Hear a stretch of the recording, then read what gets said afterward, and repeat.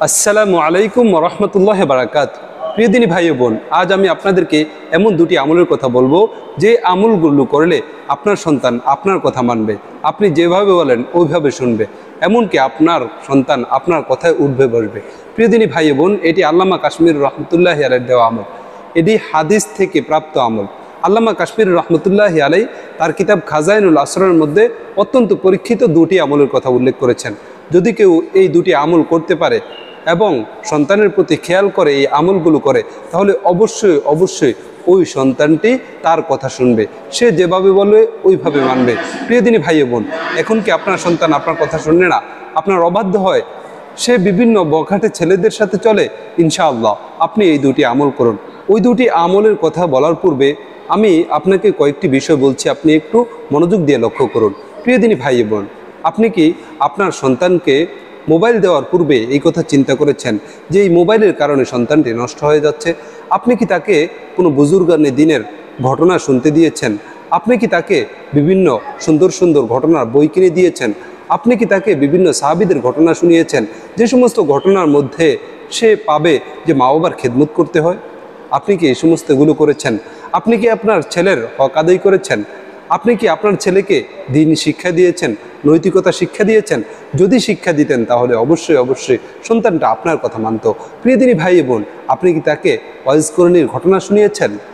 যখন এই ওয়াইজ করণী রহমতুল্লাহি আলাইহি আল্লাহর নবীর কাছে আবেদন করেছে, ওগো আল্লাহর নবী, আমি আপনার সাথে দেখা করতে চাচ্ছি, মনটা পাগল ফারা হয়ে যাচ্ছে, কিন্তু আমার মা বাড়িতে অসুস্থ, যদি আমি আপনার খেদমতে আসি তাহলে আমার মায়ের খেদমতে সমস্যা হয়ে যাবে। ওগো আল্লাহর নবী, এই জন্য আমি আসতে পারতেছেন না। আল্লাহর নবীর কাছে চিঠি লিখেছেন। আল্লাহর নবী হযরতে ওয়াইজ করণী রহমতুল্লাহি আলাইহির কাছে আবার চিঠি পাঠিয়ে বললেন, ও ওয়াইজ করণী, তুমি ইয়ামান থেকে আমার কাছে আসার দরকার নেই। ওয়াইজ করণী নবীজির কথা মেনে গেলেন। সে মা বাবার খেদমত করতে আরম্ভ করে দিল। একটা পর্যায়ে নবীজি সাল্লাল্লাহু আলাইহি ওয়াসাল্লাম পৃথিবী থেকে বিদায় নিয়ে চলে যাবেন।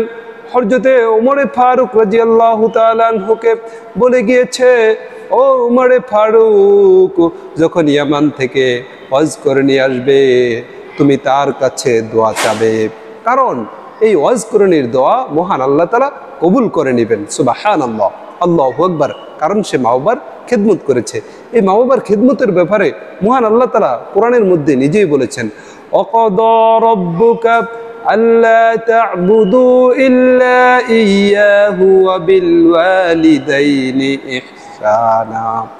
মহান আল্লাহ তাআলা কোরআনে হাকিমের মধ্যে বলেন, আমি মানুষদেরকে আদেশ করেছি যে তোমরা মহান আল্লাহ তাআলার হুকুম মানো, এরপরে তুমি মা বাবার সাথে সদাচার করো, মা বাবার সাথে সদ্ব্যবহার করো। প্রিয় দিনী ভাই বোন, আপনি কি তাদেরকে এই সমস্ত আয়াতগুলো শুনিয়েছেন? আপনি কি আপনার সন্তানদেরকে এই সমস্ত আয়াতগুলোর তাফসীর, এই সমস্ত আয়াতগুলোর ব্যাখ্যা শুনিয়েছেন? আপনি কি তাদেরকে কোনো বুজুর্গানে দিনের মজলিসে নিয়ে গিয়েছেন যে সে সেখান থেকে উপদেশ গ্রহণ করবে? তাহলে আপনার সন্তানটা আপনার কথা কীভাবে মানবে? প্রিয় দিনী ভাই বোন, এছাড়া আপনি কি তাকে যে মা বাবার কথা না মানলে কি কি শাস্তি হতে পারে, এই সমস্ত শাস্তিরগুলোর কথা তাকে শুনিয়েছেন? আপনি কি তাকে সময় দিয়েছেন? আপনি চাচ্ছেন যে আপনার সন্তানটা আপনার কথা মানো, আপনার কথা অনুযায়ী চলুক, তাহলে আপনাকে অবশ্যই অবশ্যই এই কাজগুলো করতে হবে। কারণ এই ছেলেটা সবসময় মোবাইল দেখে নষ্ট হয়ে যাচ্ছে। তাই আপনি এই আমলগুলো করার সাথে সাথে আপনি এই সন্তানটিকে চরিত্র গঠনমূলক কিছু কাজ করুন, তাকে একটু সময় দিন, তাকে বিভিন্ন ধরনের ঘটনা শোনান, তাকে হযরতে আলকামা রাদিয়াল্লাহু তাআলা আনহুর ঘটনা শোনান। সে ছিল একজন সাহাবী, আল্লাহর নবীর একজন জলিল কদর সাহাবী। এই আলকামা রাদিয়াল্লাহু তাআলা আনহু মৃত্যুর সময় তার কালিমা নসিব হচ্ছে না। তখন আলকামার স্ত্রী নবীজি সাল্লাল্লাহু আলাইহি ওয়াসাল্লামের কাছে জানিয়েছে, ওগো আল্লাহর নবী, আপনার আলকামা তো কালিমা পড়তে পারতেছে না, অথচ মৃত্যুর সময় উপস্থিত।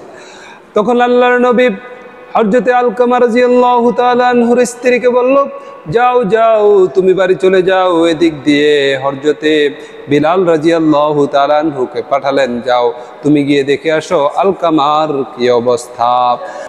তখন হযরতে বিলাল রাদিয়াল্লাহু তাআলা আনহু আল্লাহর নবীর কাছে এসে বলে, ওগো আল্লাহর নবী, আমি তো আলকামাকে দেখে আসছি, মৃত্যু শয্যায় শায়িত, কিন্তু সে কালিমা পড়তে পারতেছে না।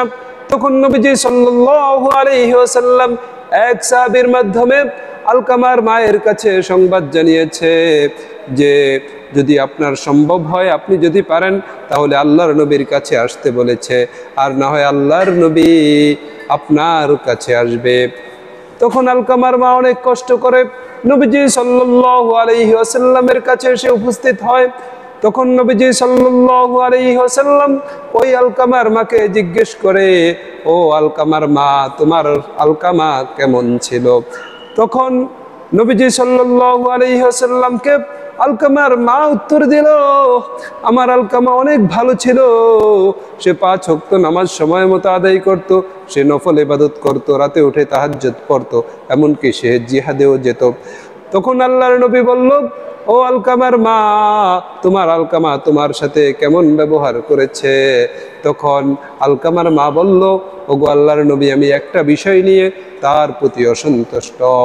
তখন নবীজি সাল্লাল্লাহু আলাইহি ওয়াসাল্লাম বুঝে ফেললেন যে এই অসন্তুষ্টের কারণেই আলকামা আজকে কালিমা পড়তে পারতেছে না, বেঈমান হয়ে পৃথিবী থেকে বিদায় নেবে।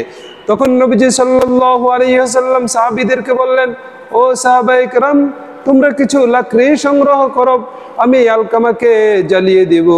এই কথা শুনে আলকামার মা লাফ দিয়ে উঠল, ওগো আল্লাহর নবী, আমি এটা কিভাবে মানবো যে আপনি আমার সামনে আমার একমাত্র পুত্র আলকামাকে আগুনে জ্বালিয়ে দিবেন? তখন আল্লাহর নবী বলল, তোমার আলকামা যদি এই অবস্থায় এই দুনিয়া ছেড়ে চলে যায়, তাহলে পরকালে সে জাহান্নামে যাবে, জাহান্নামের আগুনে জ্বলবে। তুমি যদি তোমার সন্তানকে জাহান্নামের আগুন থেকে বাঁচাতে চাও, তাহলে তোমার সন্তানকে তুমি এখন মাফ করে দাও। সুবহানাল্লাহ, আল্লাহু আকবার। সাথে সাথে আলকামার মা ওই সন্তানকে মাফ করে দিয়েছেন। আল্লাহর নবী এক সাহাবীকে পাঠিয়েছে, যাও যাও, তুমি গিয়ে দেখো ওই আলকামা কি কালিমা পড়তে পারতেছে কিনা। তখন ওই সাহাবী এসে সংবাদ পাঠিয়েছে, ওগো আল্লাহর নবী, যখনই আলকামার মা তাকে মাফ করে দিয়েছে, সাথে সাথে ওই সন্তানটা কালিমা পড়ে পরকালে বিদায় নিয়ে গেছে। সুবহানাল্লাহ, আল্লাহু আকবার। প্রিয়দিনী ভাই বোন, এই সমস্ত ঘটনা আপনি আপনার সন্তানকে শোনান, তখন দেখবেন যে আপনার সন্তানটি হুঁশ ফিরে আসছে, সে আপনার কথা মানছে। প্রিয়দিনী ভাই বোন, আসুন আপনাদেরকে আমি বিশেষ যে 2টি আমলের কথা বলবো বলেছি, এই 2টি আমলের কথা বলি। আল্লামা কাশ্মীর রহমতুল্লাহি আলাইহি বলেছেন, যদি কারো সন্তান অবাধ্য হয়, সন্তান মা বাবার কথা মানে না, তাহলে সে প্রত্যেক ফরজ নামাজের পরে এই দোয়াটি পড়বে, ওয়াসলিহ লি ফি যুররিয়াতি ওয়া ইন্নী তুবতু ইলাইকা ওয়া ইন্নী মিনাল মুসলিমিন। এখানে যুররিয়াতি এর স্থানে আপনার সন্তানের নাম বলবেন। আপনার সন্তান ছেলে হোক মেয়ে হোক, এভাবে বলবেন, ওয়াসলিহ লি ফি যুররিয়াতি এর স্থানে আপনার সন্তানের নাম, ধরেন আপনার সন্তানের নাম আব্দুল্লাহ, তখন বলবেন ওয়াসলিহ লি ফি আব্দুল্লাহ, এরপরে বাকিটা ওয়া ইন্নী তুবতু ইলাইকা ওয়া ইন্নী মিনাল মুসলিমিন। এটি প্রত্যেক ফরজ নামাজের পরে আপনি একবার পড়ার চেষ্টা করবেন। এরপর আল্লামা কাশ্মীর রহমতুল্লাহ দ্বিতীয় একটি আমলের কথা বলেছেন যে আপনার যদি সন্তানটা অবাধ্য হয়, তাহলে আপনি আশ-শাহিদু এই অংশটা নামাজের মুসল্লায় বসে 1000 বার পড়বেন। পড়ার পরে আপনার সন্তানের চেহারা একটা ফু দিবেন, তাহলে ইনশাআল্লাহ অবশ্যই আপনার সন্তানটা আপনার কথা মানবে। আপনি যেভাবে বলবেন ওইভাবে শুনবে ইনশাআল্লাহ। মহান আল্লাহ তাআলা আমাদেরকে এই আমলগুলো সঠিকভাবে করার তৌফিক দান করেন। আমিন।